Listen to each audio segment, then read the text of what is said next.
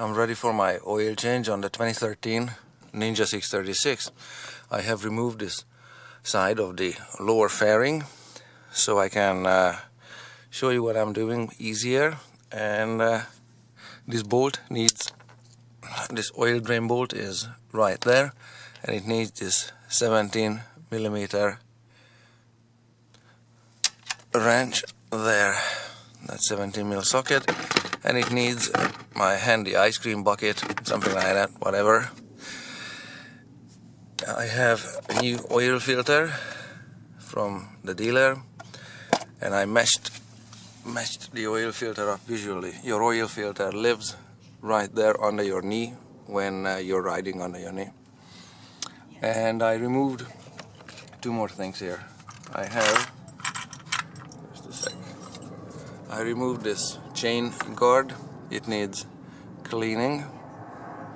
That's the chain lube mixed in with small stony particles that get embedded in the chain. That needs cleaning while the system is draining. I slightly warmed up the engine oil so it's more viscous, meaning it's flowing easier. And I also removed this part from there. This mounts with two of these bolts there, and there is red thread lock on them. I don't think I'm going to put it back together because I can't reach the oil filter otherwise. The original idea was by the manufacturer that this would provide a little bit of a drainage system so oil doesn't drain everywhere. When the filter is removed, you can catch it with a sheet of baking foil, aluminum foil, or aluminium foil, depending on where you sit. However, the oil filter was so tight on, and I don't have the proper size of wrench because I would only need to use it once a year, and I'm not going to justify buying something. So I removed the oil filter with this handy dandy plumber's tool. It's a slip joint pliers, and you can adjust its size. Okay, I'm going to need two hands for that. So I'll put you on the perch here, and we continue here. You can see some dent on it because I was sizing it up. This is grabbing it and rotating it. So this will actually work, especially if I can work around the tripod. There, I can grab it with it like so, there, and rotate it. So for this action here, that's why I had to remove this little drip tray or whatever it's called, and I don't think I'm going to put it back together. So let's see if I loosened it enough. Oh yeah, it's super nice. It's coming easily. Alright, I don't want oil pouring out everywhere on my lines. These are the lines. There's engine coolant in it going to the water pump that way. There, water pump, and coming from the radiator's corner there. So rubber deteriorates in contact with oil, so I'm trying to keep the oil away from it.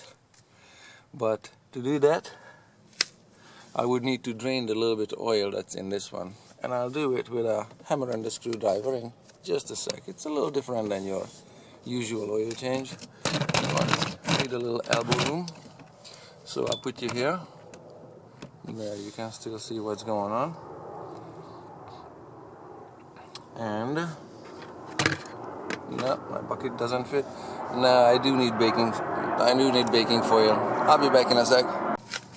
Alright, did not find baking foil, but I found this tin can, and it's gonna fit right there just about like so while the patient is done with the bloodletting. But to show you what I'm doing, I'm gonna just rotate it a little bit back, just like so. It's still easy. Alright, I'm gonna make a little hole with this hammer and a screwdriver on the outside, somewhere on the top there, so it doesn't start draining right away, and I'm gonna rotate that hole to be down. Say there.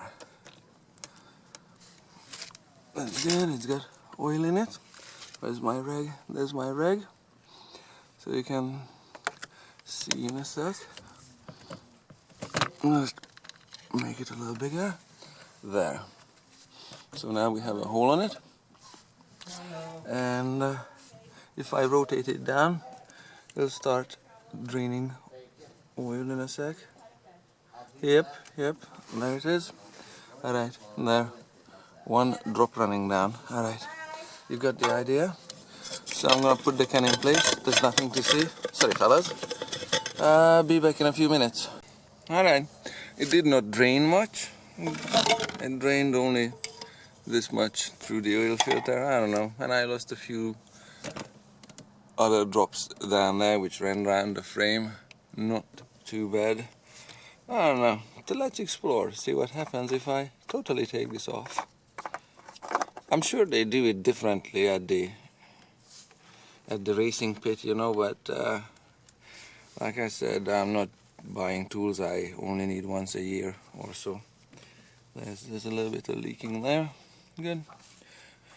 We've got rags, they'll take care of that. And I also moved, because of the dripping, I also just moved this one out of the way because I'm not gonna clean that one up either. That's the switch for the wiring for the side stand switch. And also some wires for the neutral switch, or something that leads into the engine. Looks like neutral position switch. Alright, everything cleaned up. Oil filter goes there, mounts on this threaded insert there, and also the seal, which I moistened with engine oil. That's why it's wet. And if you're wondering why it's green, because the engine oil is green. This is not antifreeze, okay? This is motorcycle racing oil. There, that's what I found here. And so that one has been moistened, and that surface will mount again against this one here. There, just wait for the camera to focus a little bit. There we go. You can see on this surface very fine cross hatching or very fine machining lines that are somewhat circular. And let's see if I can add a little light to make it better. Yeah, somewhat better. There, you can see those machining marks on the edge of the metal surface where the filter mounts. If you ever have the brilliant idea to remove those marks and make it smoother, don't. That surface texture has been specified and meticulously set so that the oil filter is gripped by that surface. So if you make it too smooth or too even, it might actually leak easier than it is now. Alright, so that's a surface finish, a surface texture. That surface texturing is pretty reflective. You can see the camera self shadow in it, so it's in the nanometer range, and just leave it as is, okay? So what needs to be done? Oh yeah, there's everything cleaned up there, and yeah, take a look with my, here is mirror. See, there's no, oops. There's no puddles of any kind there. There's this trench around it. Yeah, nice and dry. Nice and dry there. A little bit of stone grits are there. This hole here drains the... Which hole? Okay. This hole here, that's a hole. That hole there would also drain the oil that gets spilled behind in that area, and everything is cleaned up there where it ran down. It's cleaned up there. You also have a hole here that needs to be staying clean. And there, I just got this out of the way, and I'm good to go for draining the oil from the pan and mounting the filter. The filter doesn't need a wrench for tightening, and because both of these filters came from the same factory assembly assembly line, I know that when it was tightened, the letters were facing this way vertically, and I checked both filters. On both filters this print appears there, running from C in the caution. On the other side it's here where it says K in Kawasaki. So you know, all of these filters are oriented the same way at the factory. And yep, I'm good to go for mounting the filter.